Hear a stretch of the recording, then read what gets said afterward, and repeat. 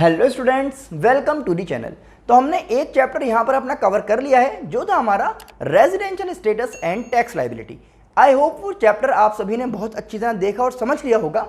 अगर आप लोगों ने आज ही हमें ज्वाइन किया है तो मैं आपसे यही कहना चाहूँगा कि भाई पहले आप लोग जाकर जो वो चैप्टर है residential status and tax liability वाला, उसको आप लोग देखें और समझ लें, क्योंकि वहीं पर हमने आपको समझाए हैं कुछ बेसिक कंसेप्ट्स और basic terms related to income tax. क्योंकि जब आपको बेसिक टर्म समझ में आ जाएंगे तभी आपको इंटरेस्ट आएगा आगे वाले चैप्टर्स को पढ़ने में और आगे वाले चैप्टर्स को समझने में। चलिए अब हम स्टार्ट करते हैं इनकम फ्रॉम हाउस प्रॉपर्टी। देखिए आपको याद होगा कि इनकम टैक्स के 5 हेड्स थे। कौन कौन से थे भाई? हमारा हेड था salary, house property, PGBP, capital gains और अदर सोर्सेज। तो 5 हेड कौन कौन से थे?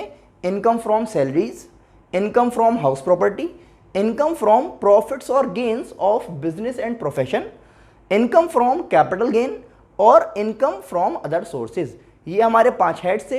इनमें सबसे आसान और सबसे स्कोरिंग आज हम स्टार्ट कर रहे हैं इनकम फ्रॉम हाउस प्रॉपर्टी।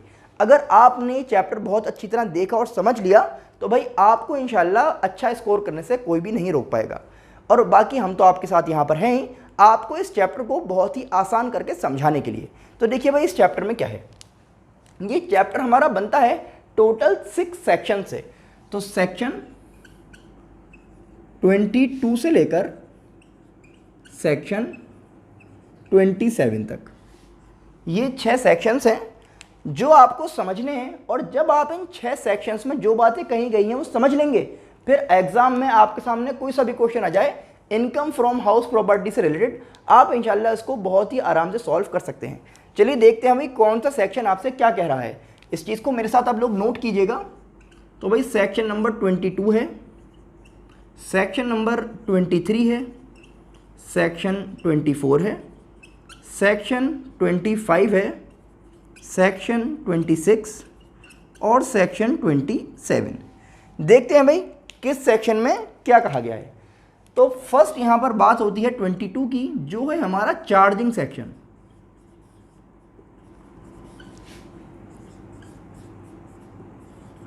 ठीक है ना। चार्जिंग सेक्शन क्या होता है अभी डिटेल में इस बात को समझेंगे। फिर हम आ रहे हैं सेक्शन नंबर 23 पे। ये रिलेटेड है एनुअल वैल्यू से, एनुअल वैल्यू से। ठीक है ना।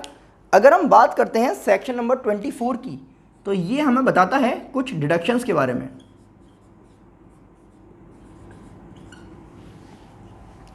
अगर हम बात करते हैं सेक्शन नंबर 25 की, तो यहां पर बात होती है अनरियलाइज्ड रेंट के बारे में या फिर रिकवरी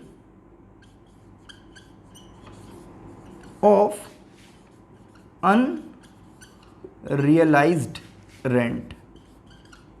ठीक है ना। अगर हम बात करें सेक्शन नंबर 26 की, तो ये डील करता है को ओनरशिप से।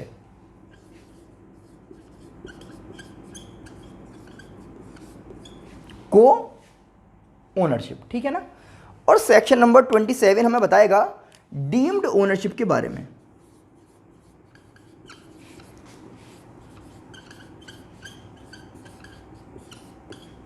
Deemed ownership. अब हम इन सेक्शंस को एक एक करके समझना स्टार्ट करेंगे। और उससे पहले आप लोग मुझे बताएं कि जो टर्म है डीम्ड, ये हमने पहले भी आपको बताया है, पहले भी हमने आपको समझाया है। जल्दी से आप लोग मुझे कमेंट सेक्शन में बताइए कि भाई डीम्ड का मतलब क्या होता है। और हम स्टार्ट करते हैं सेक्शन नंबर 22 को समझना, जो है हमारा चार्जिंग सेक्शन। तो चलिए देख लेते हैं कि भाई सेक्शन नंबर 22 हमसे क्या कह रहा है, जो है हमारा चार्जिंग सेक्शन। तो इससे पहले समझ लेते हैं कि भाई चार्जिंग सेक्शन क्या होता है। तो आप ये देखेंगे कि आपके पास डिफरेंट सोर्सेज होते हैं इनकम को अर्न करने के। तो आपने भाई इनकम तो अर्न कर ली, अब आप ये देखेंगे ना कि मैं किस हेड ऑफ इनकम में जाऊं और इस इनकम पे टैक्स लगवाऊं, ये आपको देखना पड़ेगा ना।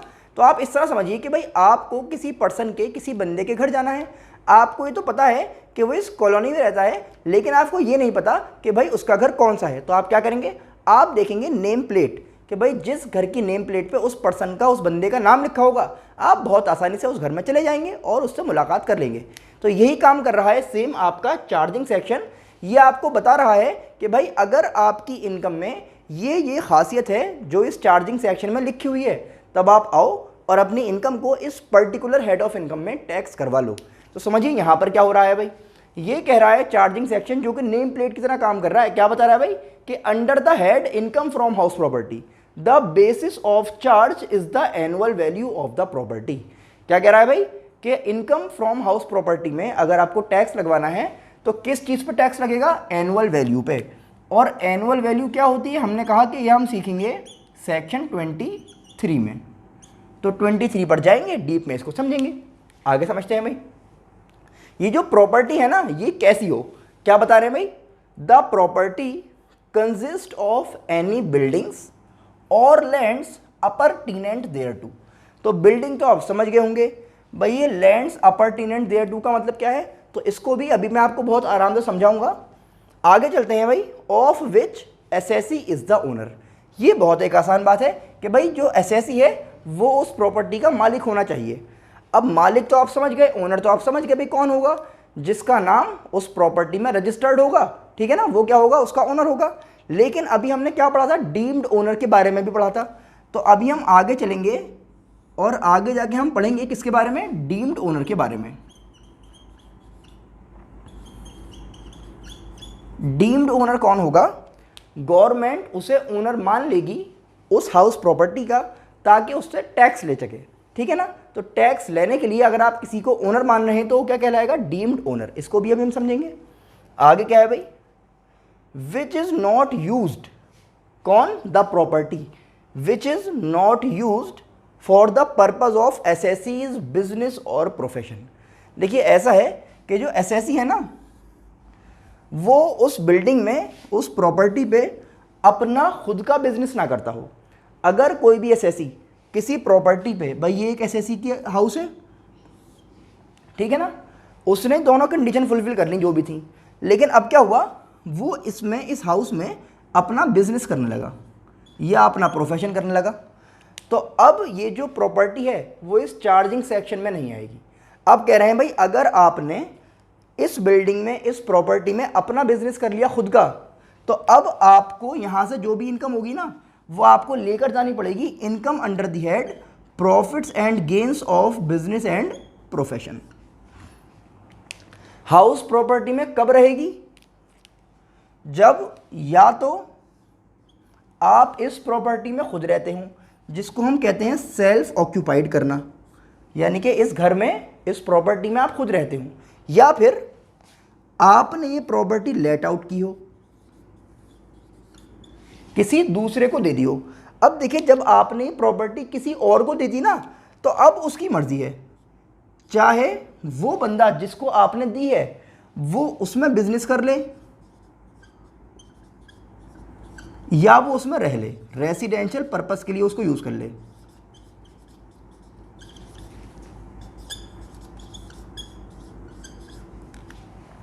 क्या समझना है, आपने अपनी प्रॉपर्टी पे खुद बिजनेस नहीं करना, एक बात कर लिया तो इनकम कहां चली जाएगी, पीजीबीपी में। एक बात समझ में आ गई, आप अपनी प्रॉपर्टी में खुद रह सकते हैं, हाउस प्रॉपर्टी में ही रहेगा।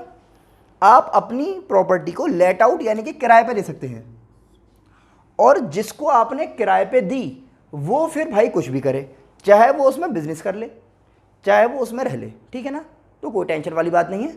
तो ये जो है इन दोनों केस में इनकम फ्रॉम हाउस प्रॉपर्टी में ही माना जाएगा। तो ये तो बात हो गई which is not used for the purpose of assessee's business और प्रोफेशन।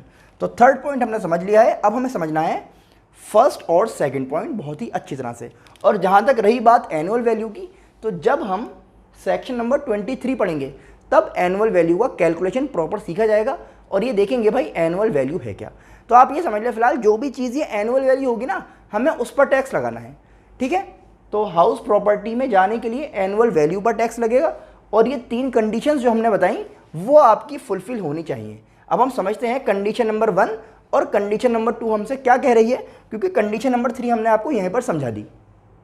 तो भाई कुछ लोगों को दिल ये है, वो ये कहना चाहते हैं कि सर जब हम आगे चलेंगे तो हम सेक्शन नंबर 23 को तो आराम से समझ ही लेंगे जो कि एनुअल वैल्यू वाला है, लेकिन आप हमें मोटी मोटी बात ये बता दीजिए कि भाई एनुअल वैल्यू से आपका क्या मतलब है। तो चलिए समझ लेते हैं। देखिए ऐसा होता है कि एक प्रॉपर्टी से आपको जो इनकम होती है वो दो तरह की हो सकती है।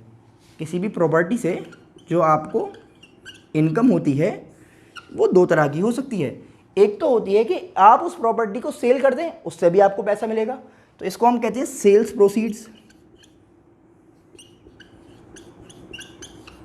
भाई आपने एक प्रॉपर्टी ली, उसे बेचा, उससे आपको बहुत सारा पैसा मिल गया, ये भी तो इनकम है। और एक क्या होती है आपकी रेंटल इनकम।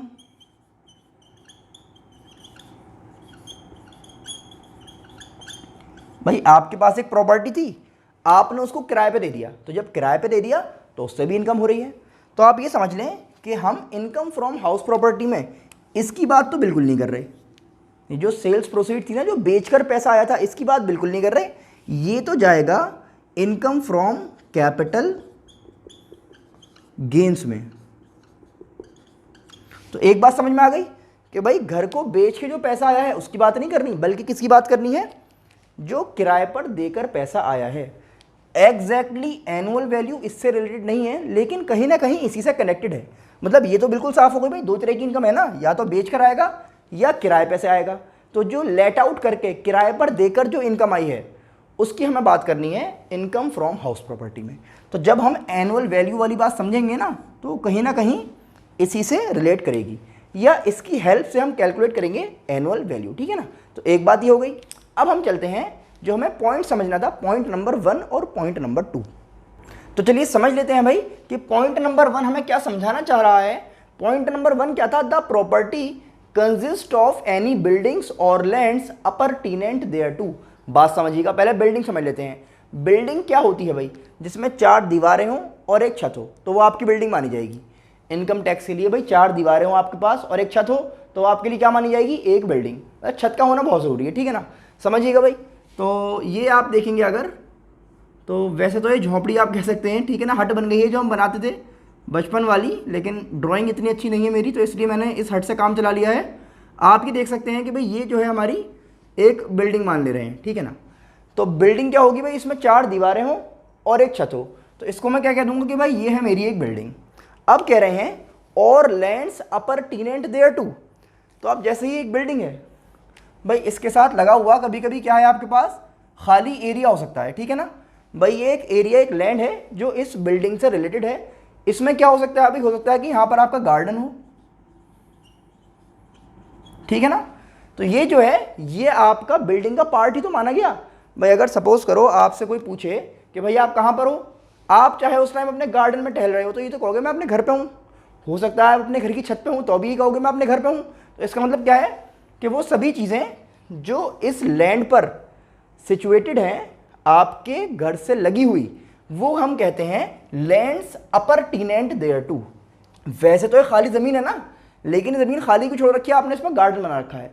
हो सकता है आपने इसमें बच्चों के खेलने के लिए प्ले ग्राउंड बना रखा हो, ठीक है ना। तो गार्डन हो गया, प्ले ग्राउंड हो गया, ठीक है ना। इस टाइप की चीज़ें अगर आपने एक ज़मीन को खाली छोड़ा हुआ है, इस घर के साथ लगी हुई है लेकिन वो, तो वो क्या है भाई, वो आपके लिए कहलाएगी लैंड्स अपरटीनेंट देयर टू। डिफरेंस समझिएगा भाई, आपके पास ये ज़मीन है, ठीक है ना, इस पर आपने यहाँ पर सपोज एक बिल्डिंग बना रखी है, तो ये आपकी ज़मीन है, इस पर यहाँ पर आपने अगर बिल्डिंग बना रखी है ये पूरी, तो ये तो हो गई बात भाई, ये आपकी बिल्डिंग हो गई। एंड लैंड अपरटीनेंट देयर टू, ये आपकी लैंड है। और देखिएगा दूसरा केस क्या है। अच्छा, इसमें आप क्या कहेंगे कि भाई घर से लगी हुई ज़मीन है, ये तो कहोगे। इसको देखना ज़रा, ये जो है आपके पास एक लैंड है और यहाँ पर आपने घर बना रखा है, ये आपका घर है और ये बाकी ज़मीन खाली छूटी हुई है। अब आप ये बताओ, इसमें घर से लगी हुई ज़मीन है या ज़मीन से लगा हुआ घर बना हुआ है। तो इसमें क्या है भाई, ज़मीन से लगा हुआ घर है। तो ये इंटरप्रिटेशन गलत है, लैंड्स अपरटीनेंट देयर टू का ये इंटरप्रिटेशन जो है बिल्कुल गलत है, ठीक है ना। ये सही है भाई, कम से कम ऐसा तो होना कि पूरी ज़मीन है, उस पर घर बना हुआ, थोड़ी बहुत जगह छूटी हुई है, तो ये हम कहेंगे लैंड्स अपरटीनेंट देयर टू। कभी कभी क्या होता है भाई, आपकी फैक्ट्री है ना। अब फैक्ट्री में सपोज आप कपड़े वपड़े बनाते हैं, तो उसमें उनको डाइंग करनी होती है, फिर उनको आपको धूप में सुखाना है। तो भाई ये फैक्ट्री है, इसके साथ आपको एक लैंड चाहिए एक्स्ट्रा, खाली जगह छूटी हुई, जहाँ पर आप उन कपड़ों को ड्राइंग वगैरह उनका कर सको, ठीक है ना। दूसरा क्या है, इसी तरह से कनेक्टिंग रोड्स होती हैं, connecting roads of a factory. भाई फैक्ट्री में एक डिपार्टमेंट से दूसरे डिपार्टमेंट जाना है, कोई बड़ा प्लांट लगा हुआ है तो आप ऐसे जा रहे हैं भाई, एक रोड से दूसरी रोड ऐसे जा रहे हैं आप करते हुए, फिर एक डिपार्ट, लेकिन वो क्या है पूरा, वो आप उस फैक्ट्री के अंदर ही हैं जब तक देखा जाए तो उसमें क्या है, connecting roads of a factory. ये भी किस में आएंगी, लैंड्स अपरटेनेंट देयर टू में ही आएंगी। अच्छा, कुछ लोग कह रहे हैं सर ये जो क्रिकेट का स्टेडियम वगैरह होता है, प्लेग्राउंड्स होते हैं, है ना, तो ये जो क्रिकेट का स्टेडियम वगैरह होता है ये भी हाउस प्रॉपर्टी में ही आप गिन सकते हैं, क्योंकि भाई उसमें देखेंगे एक तो पूरा शेल्टर्ड वाला कवर एरिया होता है और बीच में खेलने का हिसाब है, तो ये भी हो सकता है लैंड अपरटेनेंट देयर टू के हिसाब से, ठीक है ना। तो एक बात तो ये समझ में आ गई। अब क्या है, अब इसके कुछ एक्सेप्शंस हैं।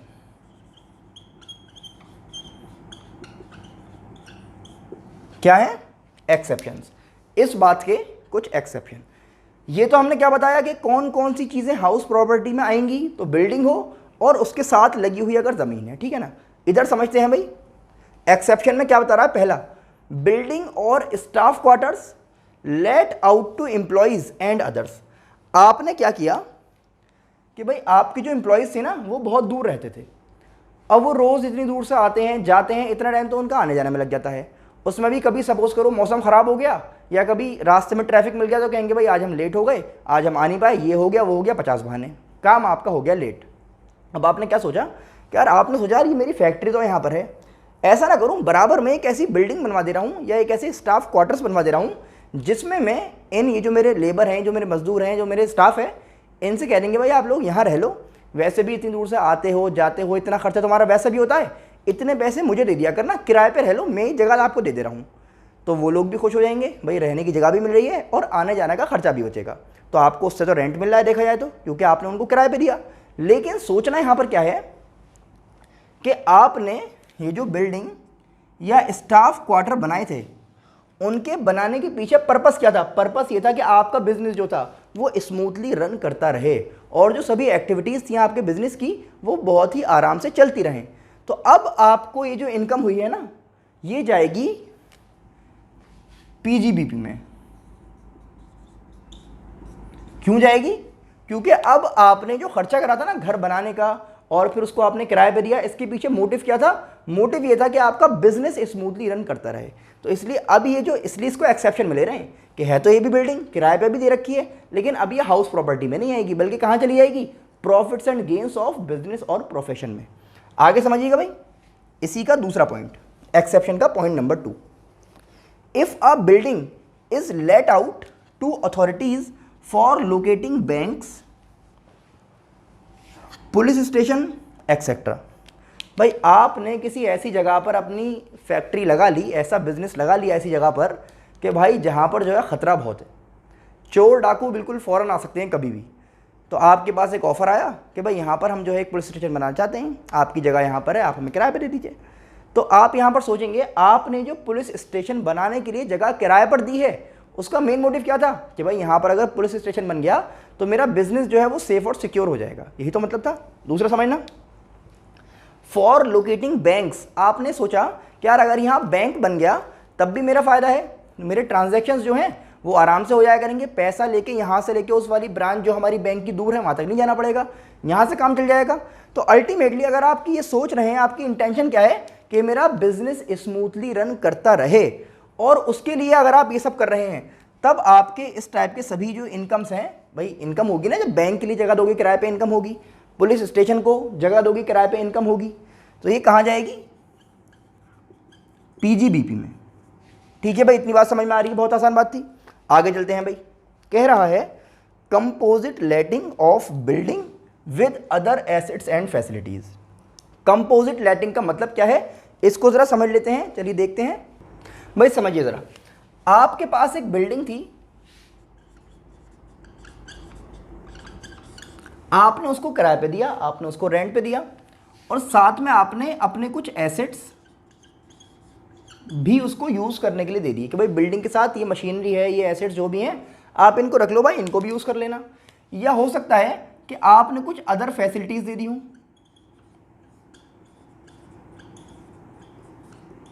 अदर फैसिलिटीज़ अगर आपने प्रोवाइड कर दी, भाई हो सकता है आपने बिल्डिंग दी, साथ में कहा भाई आपको जो 24 घंटे पानी फ्री मिलेगा, लाइट इलेक्ट्रिसिटी फ्री मिलेगी, इस टाइप की फैसिलिटी आप दे सकते हैं।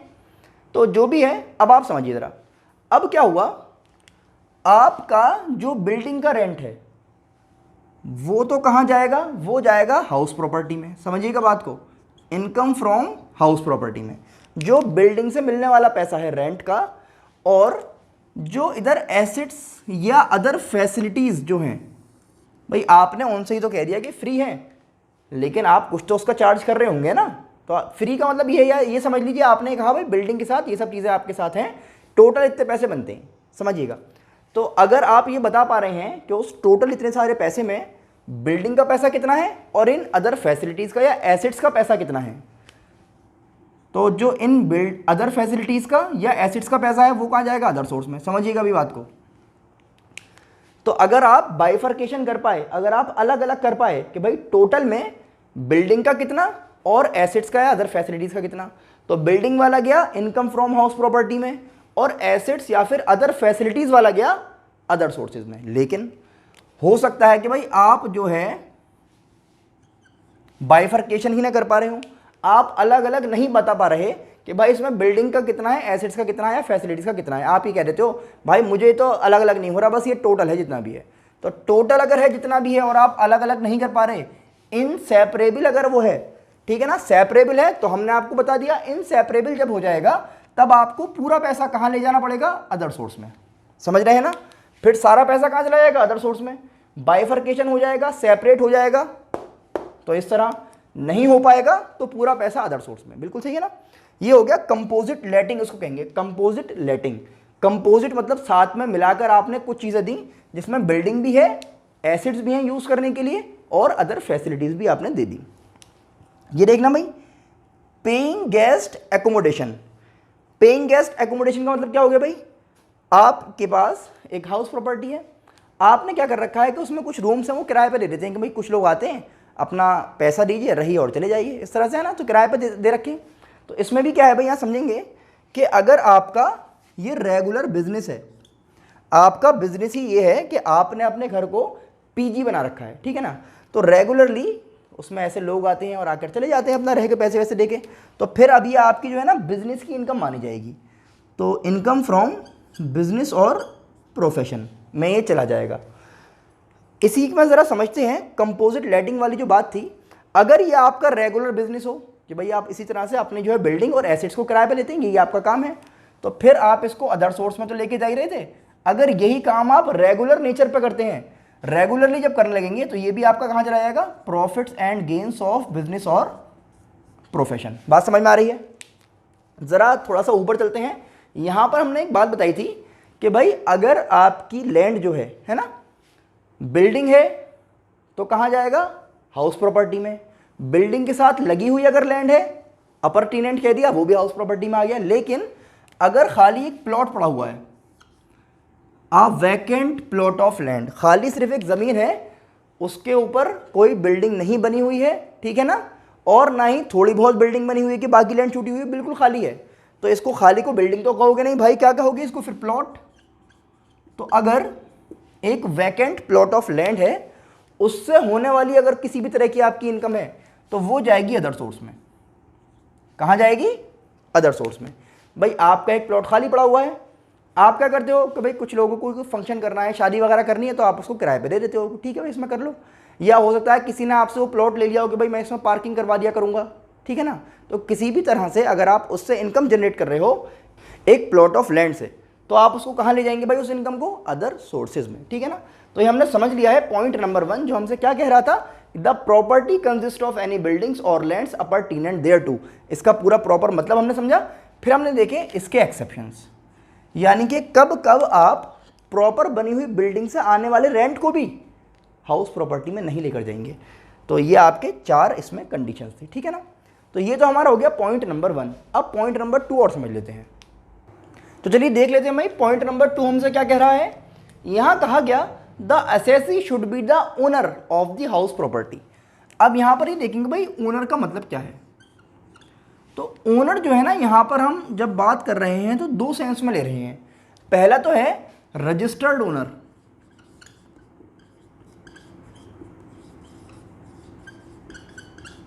भाई रजिस्टर्ड ओनर कौन होगा? भाई जिसके नाम पे प्रॉपर्टी रजिस्टर्ड है वो आपका ओनर हो गया, जाहिर सी बात है। भाई सपोज कीजिए मेरा घर है, अगर ये मेरे नाम पर रजिस्टर्ड है तो मैं इसका ओनर हो गया। अगर ये मेरे फादर के नाम पर रजिस्टर्ड है तो मेरे फादर जो है वो इसके ओनर है। सीधी सी बात चल रही है। अब बात हो रही है कि भाई सेकंड पॉइंट क्या है, ये बात कर रहे हैं डीम्ड ओनर की, जो हमने कहा था सेक्शन नंबर 27 में है। तो ये भी यहीं पर कवर हो जाएगा आपका सेक्शन नंबर 27 जब हम बात करेंगे ओनर की, क्योंकि इसमें दो ओनर की बात हो रही है, रजिस्टर्ड ओनर और डीम्ड ओनर। ठीक है ना?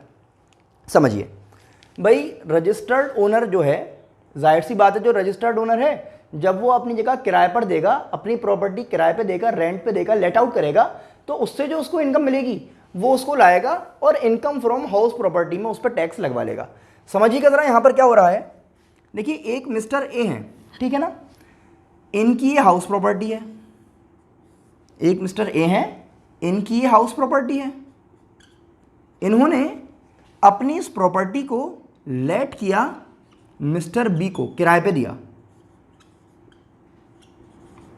तो mister A who is a owner of a house property lets it out to mister B, ठीक है ना, on a monthly rent of ₹10,000, ठीक है ना।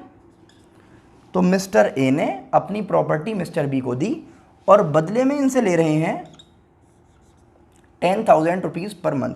सोच के बताइए, मिस्टर ए को जो 10,000 रुपये महीना की इनकम हो रही है वो एक तरह से इनके लिए इनकम है, रेंटल इनकम है, और ये जो है इस प्रॉपर्टी के ओनर भी हैं। ये इस प्रॉपर्टी के क्या हैं? ओनर। तो अब ये 10,000 रुपये महीना का जो इन पर पैसा आएगा वो इस इनकम को ले जाएंगे और कहाँ ले जाएंगे? इनकम फ्रॉम हाउस प्रॉपर्टी में, और वहाँ ले जाकर इस पर टैक्स लगवा लेंगे। अब ज़रा आगे सुनिए क्या हुआ। ये जो मिस्टर बी थे ना, इन्होंने ये घर ले तो लिया किराए पे, लेकिन इनके हिसाब से बहुत बड़ा था। तो इन्होंने क्या करा कि भाई इस घर को मिस्टर सी को लेट आउट कर दिया। समझिएगा भाई, इन्होंने क्या करा, घर बहुत बड़ा था तो इन्होंने इस घर का कोई एक पार्ट किसको दे दिया? मिस्टर सी को। तो अब मिस्टर सी से इन्होंने कुछ पैसा लिया। भाई जब ये इसे किराए पे देंगे तो अब ये पैसा लेने वाले हैं, तो इन्होंने इसे दे दिया 2,000 रुपये महीना पे। कितने पे दे दिया? 2,000 रुपये महीना पे। तो मिस्टर बी के पास कितने रुपए आने लगे? मिस्टर बी को मिलने लगे 2,000 रुपये महीना। अब आप ये बताइए, मिस्टर बी ने पैसा कमाया क्योंकि इनको 2,000 रुपये मिले। तो अब ये बताइए कि ये जो 2,000 रुपये मिस्टर बी ने कमाए, ये इनकी इनकम है या नहीं है? बिल्कुल इनकी इनकम है। तो क्या ये इनकम फ्रॉम हाउस प्रॉपर्टी में जानी चाहिए, नहीं जानी चाहिए? जल्दी से सोचिए और मुझे कमेंट सेक्शन में आप लोग बताइए। तो बिल्कुल सही बात है, जिन लोगों ने कहा है नहीं जानी चाहिए, क्यों नहीं जानी चाहिए, रीज़न क्या है इसका? क्योंकि मिस्टर बी जो हैं भाई ये यहाँ के ओनर थोड़ी हैं, ये तो खुद किराएदार हैं। किराएदार को क्या कहेंगे आप? टीनेंट। तो मिस्टर बी तो ओनर है नहीं, फिर भी पैसा कमा रहे हैं, तो भाई जब इनकम हो रही है तो गवर्नमेंट छोड़ेगी नहीं, करिए टैक्स तो लगेगा। तो अब आपने जो ये इनकम अर्न की है ना, ये आपकी चली जाएगी अदर सोर्स में। मिस्टर बी की जो इनकम है कहाँ चली जाएगी? इनकम फ्रॉम अदर सोर्स में। इसको हम क्या कहेंगे? इसको हम कहेंगे income from subletting. Subletting subletting का मतलब क्या हुआ भाई? आपने किसी से किराए पे लिया और उसका कुछ पार्ट किसी और को किराए पे दे दिया, सबलेटिंग कर दिया आपने। तो सबलेटिंग से जो इनकम हुई इसको आप कहाँ लेके आ रहे हैं? इनकम फ्रॉम अदर सोर्स में। बताइए बात समझ में आई या नहीं आई? ये तो सीधी सी एक बात हो गई कि भाई जो ओनर है वो जब पैसा कमाएगा किराए पर देकर तो कहाँ ले जाएंगे? इनकम फ्रॉम हाउस प्रॉपर्टी में। ओनर के अलावा अगर कोई और, जैसे यहाँ पर ये कर रहे थे, सबलेटिंग करी थी इन्होंने, तो सबलेटिंग से होने वाली जो इनकम है वो कहाँ जाएगी? अदर सोर्स में। इनकम फ्रॉम हाउस प्रॉपर्टी में नहीं आएगी। अब ज़रा हम इसका ये लास्ट टॉपिक और समझ लेते हैं, डीम्ड ओनरशिप वाला, ठीक है ना। चलिए देख लेते हैं। तो देखिए यहीं पर हमारा स्टार्ट हो जाता है सेक्शन नंबर 27, जो हमें बताएगा कि भाई डीम्ड ओनर कौन है। तो चलिए देख लेते हैं। तो क्या कहा भाई? The person is not the registered owner of the property. एक बंदा जो है, जो पर्सन है, वो रजिस्टर्ड ओनर नहीं है, लेकिन but income tax treats him या her as the owner for the purpose of tax collection.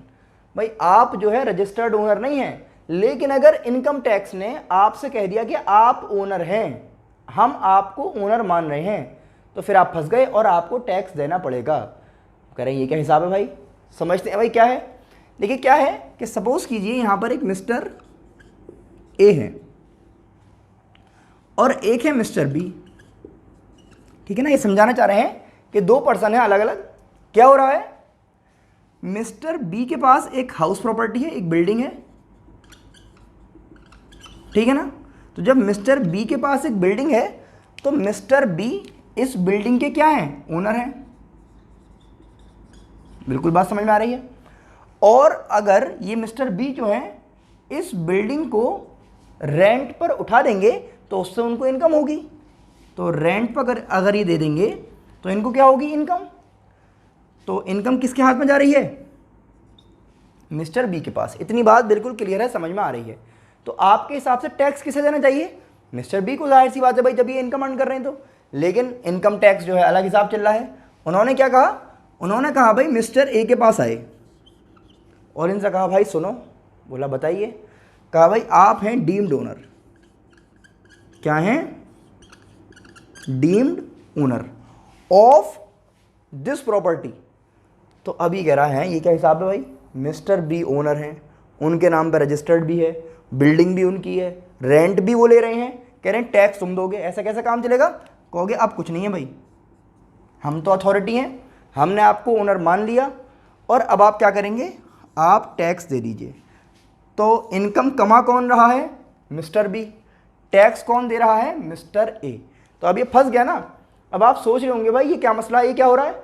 तो ये क्या हो रहा है, ये समझने के लिए जो केसेस हैं कि किन किन केस में इनकम टैक्स अथॉरिटीज़ आपको ओनर मान लेंगी, वो केस हमें समझने होंगे। और जब हम उन्हें समझ लेंगे तब आपको समझ में आ जाएगा भाई डीम्ड ओनरशिप क्या है और कैसे काम कर रही है। तो देखिए केसेस क्या हैं भाई जहां पर आपको हम डीम्ड ओनर मान लेंगे। फर्स्ट पॉइंट क्या है, transfer of a property to a spouse without adequate consideration. Spouse का मतलब क्या है भाई, तो हस्बैंड और वाइफ दो लोग होते हैं ना। तो हस्बैंड के लिए वाइफ स्पाउस है और वाइफ के लिए हस्बैंड है। आसान है। क्या कह रहे हैं कि अगर कोई हस्बैंड अपनी वाइफ को या वाइफ अपने हस्बैंड को, यानी कि अगर एक स्पाउस दूसरे को एक प्रॉपर्टी को ट्रांसफर कर देता है बिना एडिक्वेट कंसिडरेशन के, मतलब या तो कम पैसों में या फ्री में एज अ गिफ्ट, है ना।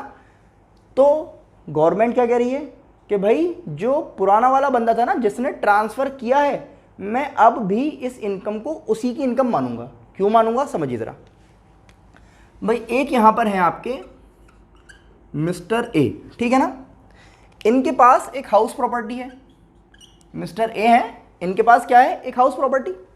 अच्छा, चक्कर यहां पर ये हो रहा है कि मिस्टर ए की अपनी खुद की इनकम जो है वो 3,50,000 है। कितनी है, 3,50,000। और ये जो हाउस प्रॉपर्टी है ना, इससे जो रेंट आता है वो आता है 2 लाख का। समझिएगा। तो टोटल इनकम कितनी बन जाती है मिस्टर ए की, मिस्टर ए की टोटल इनकम बन जाती है 5,50,000 रुपये इस रेंट के साथ। अगर हम ये मान लें कि आपको 5 लाख तक की इनकम पर कोई टैक्स नहीं देना, क्या मान लें कि आपको 5 लाख तक की इनकम पे कोई टैक्स नहीं देना, तो यहां पर क्या हो रहा है, जब आपकी इनकम हो गई 5,50,000 तो अब आपको 50,000 पर टैक्स देना पड़ेगा ना। तो अब मिस्टर ए ने क्या करा, ये चालाक थे, इन्होंने क्या करा कि बचने के लिए इस टैक्स से जो इनकी वाइफ हैं मिसेज ए, मिस्टर ए की वाइफ कौन होंगी, मिसेज ए, उन्होंने इस हाउस प्रॉपर्टी को इनके नाम पे ट्रांसफ़र कर दिया, इनके नाम पे ट्रांसफ़र कर दिया विदाउट एडिक्वेट कंसिडरेशन।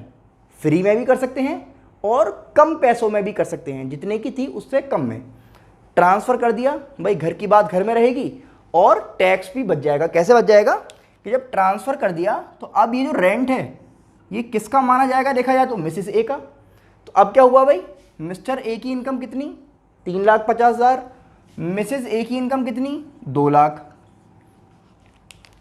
तो इन्होंने भी कोई टैक्स नहीं दिया और इन्होंने भी कोई भी टैक्स नहीं दिया, तो दोनों बच गए।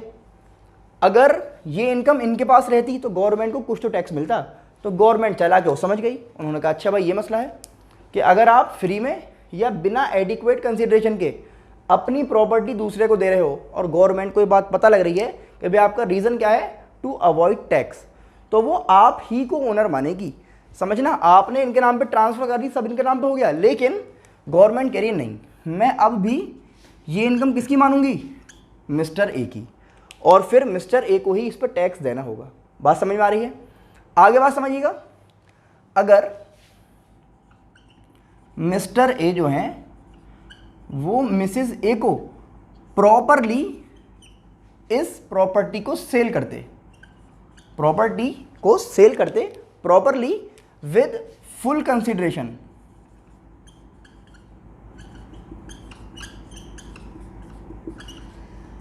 मतलब जितना उसकी वैल्यू है उतने पैसे उनसे लेते मिसेस ए से, और फिर वो प्रॉपर्टी उनके नाम पर कर देते, फिर कोई टेंशन वाली बात नहीं है भाई। फिर मिसेस ए जो है वो अपनी इनकम कमाए, कोई दिक्कत नहीं है, मिस्टर ए अपनी इनकम कमाए, कोई दिक्कत नहीं है, क्योंकि आपने प्रॉपरली सारा काम करा है पूरे पैसे लेने के बाद। लेकिन अगर आप इस तरह करेंगे, गवर्नमेंट को चीट करने की कोशिश करोगे तो काम नहीं चलेगा। तो गवर्नमेंट कहेगी नहीं, वापस ले आओ इस पैसे को, अपने में जोड़ो और टैक्स दे के जाओ, ठीक है ना। लेकिन ये जो पॉइंट नंबर 1 है, क्या कह रहे हैं, not applicable on agreement to live apart. अगर अब हस्बैंड और वाइफ एक साथ रहना नहीं चाहते, हस्बैंड अलग रहता है और वाइफ अलग रहती है, और इसलिए कि भाई शांति से दोनों लोग एक दूसरे की शक्ल नहीं देखेंगे, तुम अलग रहो मैं अलग रहूँगा, और क्या करो ये मेरा फ्लैट है लो इसमें रह लिया करो, तुम्हारे नाम पे कर दे रहा हूँ, मुझे मत दिखाना अपनी शक्ल आके, और अब दोनों सुकून से जिएंगे, ठीक है ना। अगर ऐसा कोई मसला है तो फिर ये जो चीज़ है यहाँ पर एप्लीकेबल नहीं होगी, फिर क्योंकि मिसेस ए अलग और मिस्टर ए अलग, अब ये हस्बैंड वाइफ की तरह नहीं है, अभी लोग अलग अलग रहते हैं, ठीक है ना। तो ये ध्यान रखेंगे। फिर क्या है भाई, transfer to a minor child.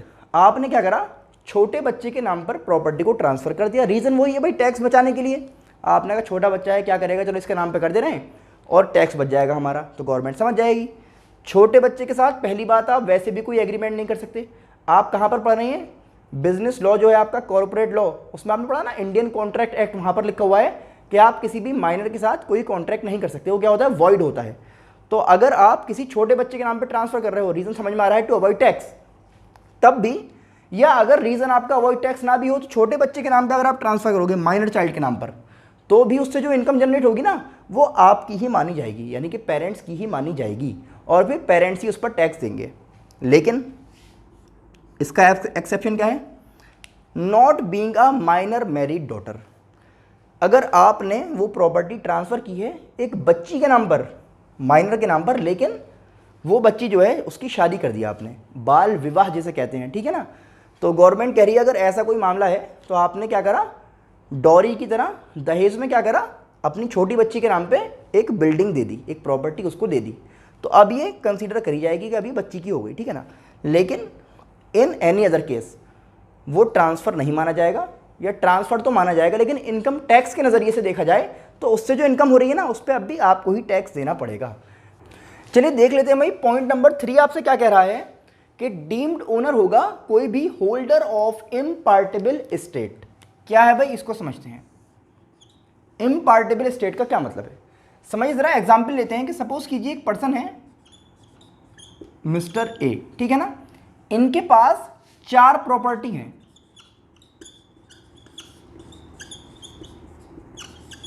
एक ही मिस्टर ए है, इनके पास जो है 4 प्रॉपर्टीज हैं, इनके जो है 3 बेटे हैं, ए, बी और सी। अब प्रॉपर्टी 4, बेटे 3, बहुत नाइंसाफी है। तो इन्होंने क्या करा भाई कि हर बेटे को अपनी एक एक प्रॉपर्टी दे दी, हर बेटे को एक एक बिल्डिंग दे दी, और जो एक बिल्डिंग बची ये वाली है ना, उसमें इन्होंने क्या किया, बोले यार ये मैं किसी के नाम पे नहीं कर रहा, ताकि हमारे बाद तुम लोग आपस में इसी बहाने कम से कम मिलते रहोगे, तो ये प्रॉपर्टी ऐसी है तुम तीनों की ही रहेगी, कम से कम इसी बहाने तुम तीनों क्या करोगे, आपस में एक दूसरे से मिलते रहोगे।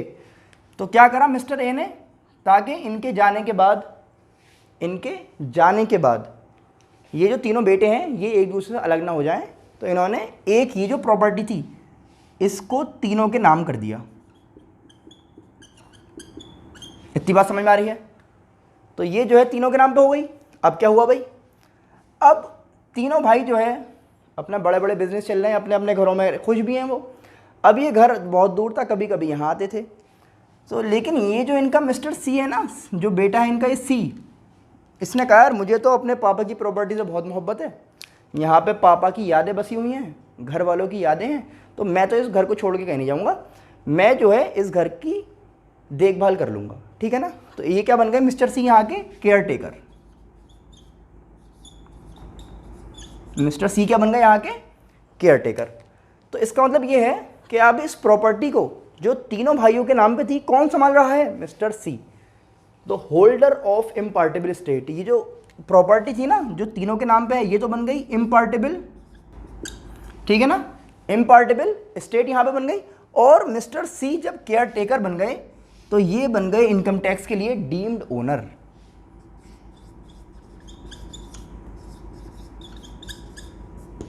ठीक है ना, बिल्कुल समझ में आ रहा है। होल्डर ऑफ इम्पार्टेबल स्टेट किस तरह से काम करा, अब समझ लेते हैं भाई। पॉइंट नंबर 4 जो है हमारा मेंबर्स ऑफ कोऑपरेटिव सोसाइटी। तो इसमें हमें देखना होगा भाई कोऑपरेटिव सोसाइटी क्या होती है।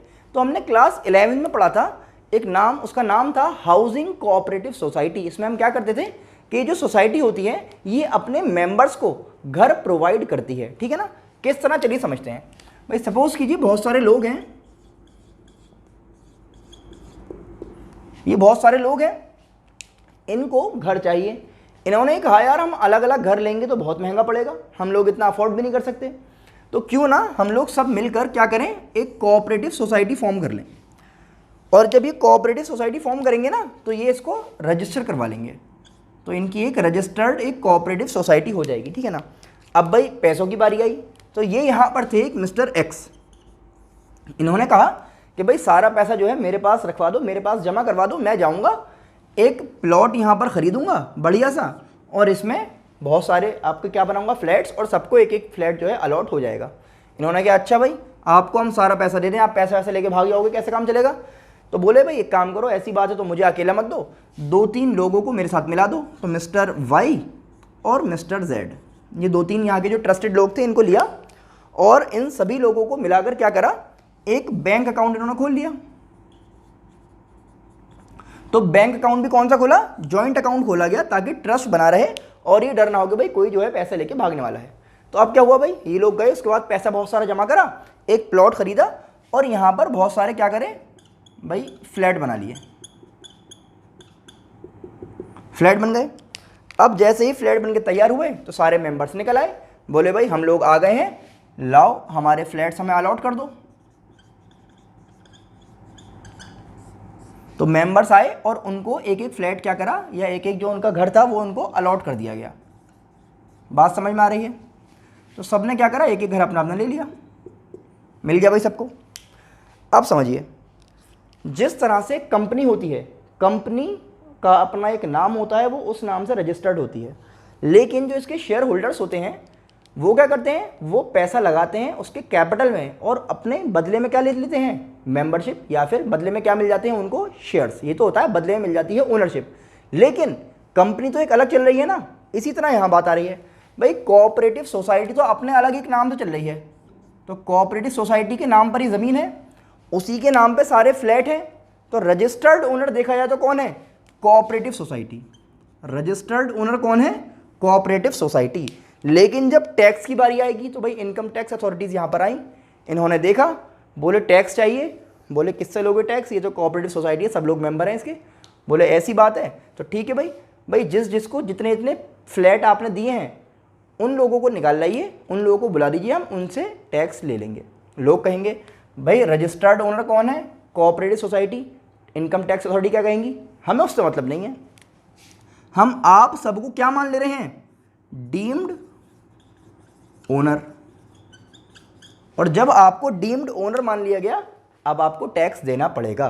तो ये बात हो गई कि भाई मेंबर ऑफ कोऑपरेटिव सोसाइटी किस तरह से क्या बन जाते हैं, डीम्ड ओनर, ठीक है ना। इधर चलते हैं भाई डिस्प्यूटेड ओनरशिप पर, ये किस तरह से काम कर रही है देखेंगे भाई। यहाँ पर एक प्रॉपर्टी है, ठीक है ना, और ये यहाँ पर एक मिस्टर ए हैं, इनको इसका क्या मिलता है, रेंट। बिल्कुल बात समझ में आ रही है। अब क्या हुआ, एक मिस्टर बी आ गए कहीं से और उन्होंने इस प्रॉपर्टी पे क्लेम कर दिया। इन्होंने इस प्रॉपर्टी पे क्या करा, क्लेम कर दिया। ये कह रहे हैं भाई प्रॉपर्टी जो है मेरी है, मिस्टर कह रहे हैं भाई प्रॉपर्टी मेरी है। अब क्या हुआ, इन पे कोर्ट में जो है अब केस चल रहा है, ये इनके ऊपर क्लेम कर रहे हैं, ये इनके ऊपर क्लेम कर रहे हैं, ऐसे काम चल रहा है। अब जो है इनकम टैक्स अथॉरिटी आती है, वो कहती हैं भाई टैक्स चाहिए। तो ये लोग क्या कहेंगे, अभी भाई ये तो देखने दो कि अभी ओनर कौन है, अभी तो क्लेम चल रहा है हम लोगों के ऊपर, ना मेरी प्रॉपर्टी हो रही ना इसकी हो रही, क्योंकि डिस्प्यूटेड है ओनरशिप। ओनरशिप क्या है, वो डिस्प्यूटेड है, ना अभी ये ओनर है ना ही अभी ए ओनर है। तो इनकम टैक्स अथॉरिटी कह रही है भाई टैक्स किससे लें। उन्होंने सोचा, उन्होंने कहा ऐसा है भाई सुनो, ये बताओ इस प्रॉपर्टी से इनकम किसको मिल रही है। तो ए कहेगा भाई रेंट मेरे पास आ रहा है, ठीक है ना। तो उन्होंने कहा कि भाई जिसको भी इनकम मिल रही है ना, फिलहाल जब तक कोई भी ओनर तय नहीं होता तब तक के लिए आप ओनर बन जाओ। आप क्या बन जाओ, डीम्ड ओनर, क्योंकि आपको क्या मिल रहा है, रेंट, आपको इनकम हो रही है ना, तो आप हमें टैक्स दे दीजिए। तो जब ए को मान लेंगे डीम्ड ओनर, तो ए क्या करेगा, अब उसको टैक्स देना होगा। तो ये हमने समझा आज कि भाई डीम्ड ओनरशिप किस तरह से देखी जाएगी। तो आज हमने बेसिकली दो बातें देखी हैं। सेक्शन नंबर 22 हमने कवर किया, जो था हमारा चार्जिंग सेक्शन, फिर हमने कवर किया डीम्ड ओनरशिप। आई होप दोनों ही सेक्शंस आपको बहुत अच्छी तरह समझ आ गए होंगे। अब आपको करना क्या है, इनको बहुत अच्छी तरह से देखें, समझें और अपने नोट्स आप ज़रूर प्रिपेयर करते रहें। अपने फ्रेंड्स को शेयर करना बिल्कुल भी ना भूलें। हम मिलते हैं आपसे नेक्स्ट लेक्चर में। Thanks for watching.